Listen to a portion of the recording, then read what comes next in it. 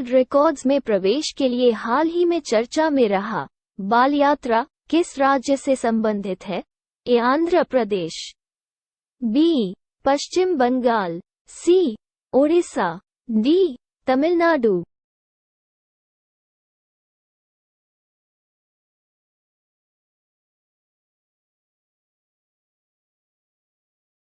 उत्तर सी। इस साल वर्ष 2022 की बाल यात्रा को ओरिगमी सुंदर कागज की मूर्तियों के निर्माण की एक प्रभावशाली कारनामे के लिए गिनीज वर्ल्ड रिकॉर्ड में जगह मिली है। बाल यात्रा शाब्दिक रूप से बाली की यात्रा देश के सबसे बड़े ओपन एयर मेलों में से एक है, जो प्राचीन कलिंग, आज के ओडिशा और बाली तथा अन्य दक्षिण और दक्षिण पूर्व एशियाई क्षेत्र जैसे जावा, सुमात्रा, बोर्नियो, बर्मा, म्यांमार और सीलोन, श्रीलंका के बीच 2000 साल पुराने समुद्री और सांस्कृतिक संबंधों को मनाने के लिए आयोजित किया जाता है।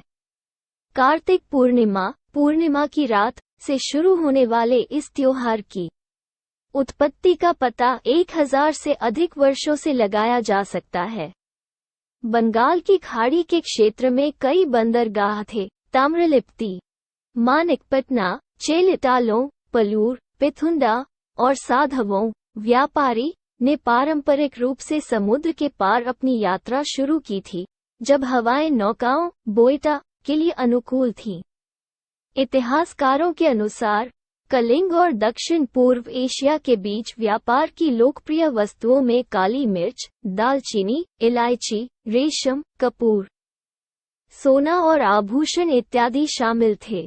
समुद्री मार्गों पर कलिंगों के प्रभुत्व को इस तथ्य से समझा जा सकता है कि कालिदास ने अपने रघुवंश में कलिंग के राजा को समुद्र के स्वामी के रूप में संदर्भित किया था।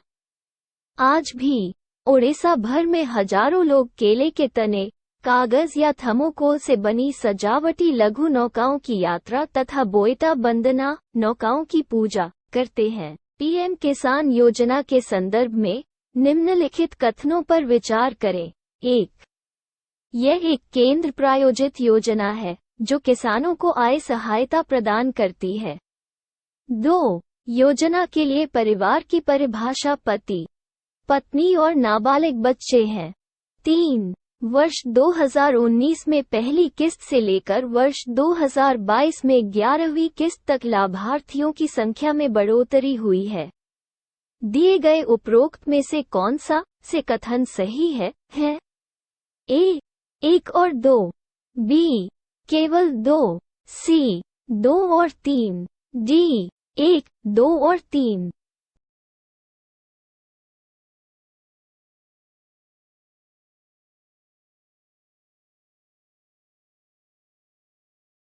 उत्तर बी। संदर्भ कृषि मंत्रालय के आंकड़ों के अनुसार 2019 में पहली किस्त से लेकर 2022 में 11वीं किस्त तक पीएम किसान योजना के लाभार्थियों की संख्या में कमी आई है। पीएम किसान प्रधानमंत्री किसान सम्मान निधि पीएम किसान भारत सरकार से 100% वित्त पोषण के साथ एक केंद्रीय क्षेत्र की योजना है। यह 1 दिसंबर 2018 से चालू हो गया है। योजना के तहत सभी भूमि धारक किसान परिवारों को 3 समान किश्तों में 6000 प्रति वर्ष की आय सहायता प्रदान की जाएगी। योजना के लिए परिवार की परिभाषा पति, पत्नी और नाबालिग बच्चे हैं। राज्य सरकार और केंद्र शासित प्रदेश प्रशासन उन किसान परिवारों की पहचान करेगा जो योजना दिशा निर्देशों के अनुसार सहायता के लिए पात्र हैं। निधि सीधे लाभार्थियों के बैंक खातों में अंतरित की जाएगी। योजना के लिए विभिन्न बहिष्करण श्रेणियां हैं। पीएम किसान योजना के लिए कौन पात्र है? भूमिधारी किसान परिवार जिनके नाम खेती योग्य भूमि है, इस योजना के तहत आवेदन कर सकते हैं। शहरी और ग्रामीण दोनों क्षेत्रों के किसान, छोटे और सीमांत किसान परिवार। नीचे दिए गए किस संगठन ने हाल ही में the global methane assessment 2030 baseline report प्रकाशित किया है। 1. यूएनईपी। 2. विश्व मौसम विज्ञान संगठन। 3. जमन watch. 4. Climate and clean air coalition. नीचे दिए गए कूट का प्रयोग कर सही विकल्पों का चयन कीजिए। ए केवल 1, बी 1 और 2, सी 3 और 4, डी 1 और 4।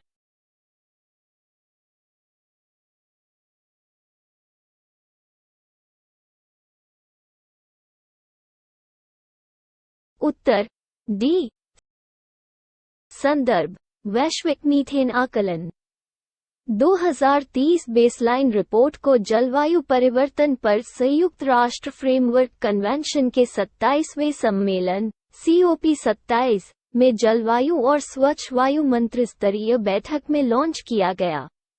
Report climate and clean air coalition और संयुक्त राष्ट्र पर्यावरण कार्यक्रम UNEP द्वारा प्रकाशित की गई थी। मुख्य विशेषताएं बिजनेस एज यूजुअल परिदृश्य के तहत वर्ष 2030 तक मीथेन उत्सर्जन वर्ष 2020 के स्तर से 5 से 13% तक बढ़ सकता है। यह मौजूदा स्तरों से प्रति वर्ष 20 से 50 मिलियन टन मीथेन की अनुमानित वृद्धि का प्रतिनिधित्व करता है। मीथेन वर्तमान नेट वार्मिंग के लगभग 45% हिस्से के लिए जिम्मेदार है। Global methane pledge GMP Glasgow के COP26 बैठक में ग्लोबल मीथेन प्लेज की घोषणा की गई। शपथ का उद्देश्य वैश्विक कार्रवाई को उत्प्रेरित करना और तकनीकी और नीतिगत कार्यों को आगे बढ़ाने के लिए मौजूदा अंतर्राष्ट्रीय मीथेन उत्सर्जन में कमी की पहल के लिए समर्थन को मजबूत करना है, जो प्रतिभागियों के घरेलू कार्यों को रेखांकित करने का कार्य करेगा। निम्नलिखित कथनों पर विचार कीजिए। 1. विश्व बाल दिवस 2022 का विषय प्रत्येक बच्चे के लिए समावेशन है। 2. विश्व बाल दिवस पर गोइंग ब्लू बाल तस्करी के खिलाफ खड़े होने के लिए यूनिसेफ के जनादेश का प्रतिनिधि है। 3. भारतीय राष्ट्रीय बाल अधिकार संरक्षण आयोग द्वारा बच्चे की बहाली और प्रत्यावर्तन के लिए घर नामक एक पोर्टल शुरू किया गया है।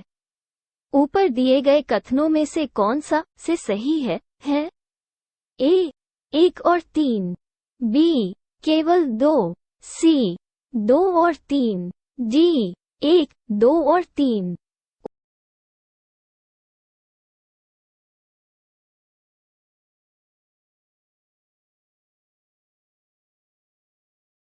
उत्तर ए।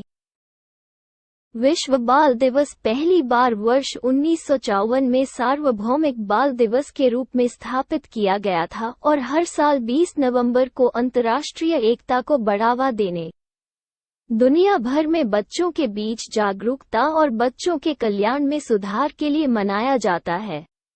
20 नवंबर एक महत्वपूर्ण तारीख है क्योंकि यह वर्ष 1959 की तारीख है जब संयुक्त राष्ट्र महासभा ने बाल अधिकारों की घोषणा को अपनाया था। यह वर्ष 1989 की तारीख भी है जब संयुक्त राष्ट्र महासभा ने बाल अधिकारों पर कन्वेंशन को अपनाया था।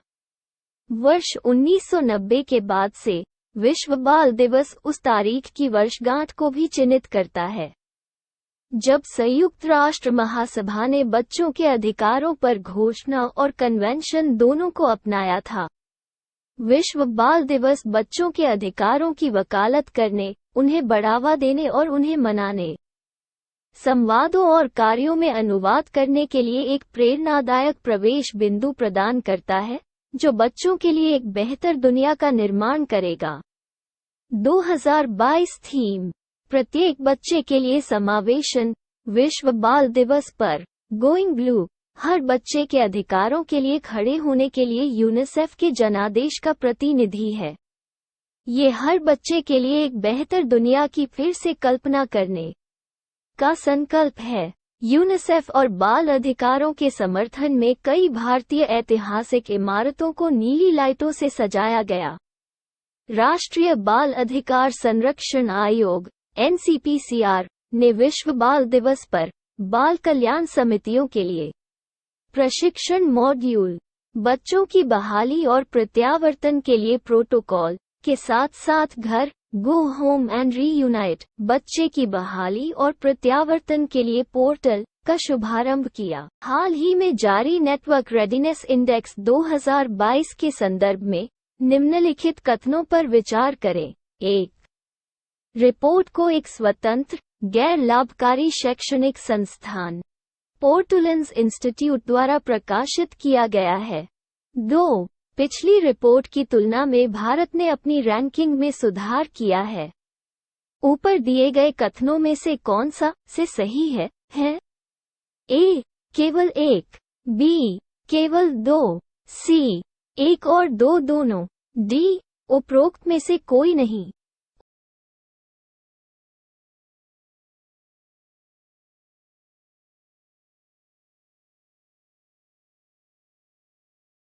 उत्तर सी। हाल ही में जारी network readiness index 2022 (NRI 2022) report के अनुसार भारत ने अपनी स्थिति में 6 स्थान सुधार किए हैं और अब इसे 61वें स्थान पर रखा गया है।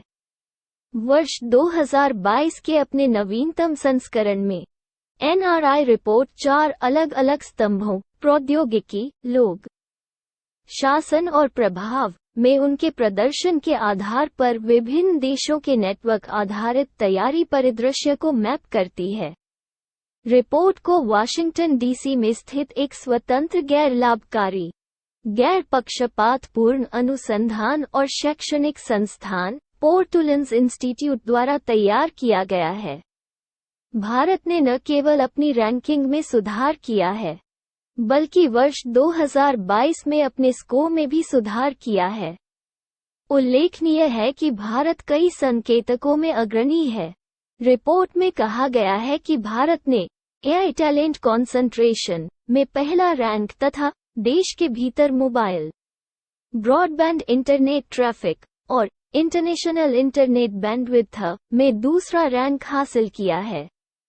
संयुक्त राज्य अमेरिका नीदरलैंड्स चौथे की जगह सबसे अधिक नेटवर्क तैयार समाज के रूप में सूची में सबसे ऊपर है।